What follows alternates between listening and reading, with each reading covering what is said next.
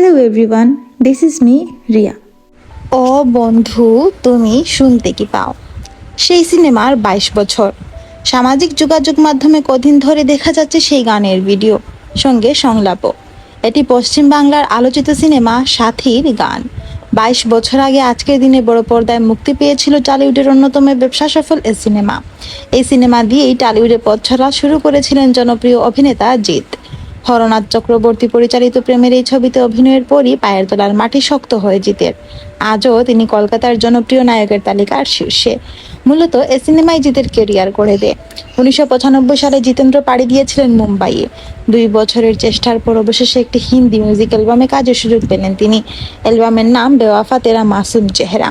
এরপর বলিউডের বেশ কিছু সিনেমার জন্য অডিশন দিতে শুরু করেন তিনি, কিন্তু প্রতিবারই সুযোগ ফসকে যাচ্ছিল তার হাত থেকে। সুযোগ এলো দক্ষিণ ভারতীয় চলচ্চিত্র জগৎ থেকে।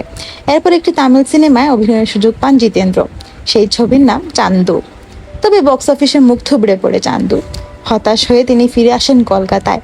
সেখানেই তার জীবনের দ্বিতীয় এবং সবথেকে গুরুত্বপূর্ণ ইনিংস শুরু হওয়া বাকি ছিল। পরিচালক হরনাথ চক্রবর্তীর সাথী সিনেমার নায়ক হয়ে জিতেন্দ্র থেকে তিনি হয়ে ওঠেন জিৎ।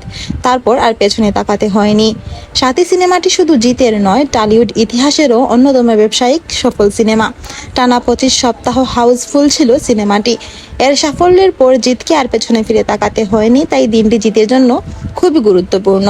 দিনটিকে স্মরণ করে আজ শুক্রবার ফেসবুকে বিবৃতি দিয়েছেন তিনি। সেখানেই প্রযোজক, পরিচালক, অভিনেতা, অভিনেত্রী, টেকনিশিয়ান ও দর্শকদের ধন্যবাদ দিয়েছেন তিনি। সঙ্গে জানিয়েছেন সাথী সিনেমার জন্যই নয়, দিনটি তার জন্য আরও একটি বিশেষ কারণে খুব স্পেশাল। 2009 সালে আজকের এই দিনে মনের মানুষ মোহনার সঙ্গে প্রথমবার দেখা হয় তার।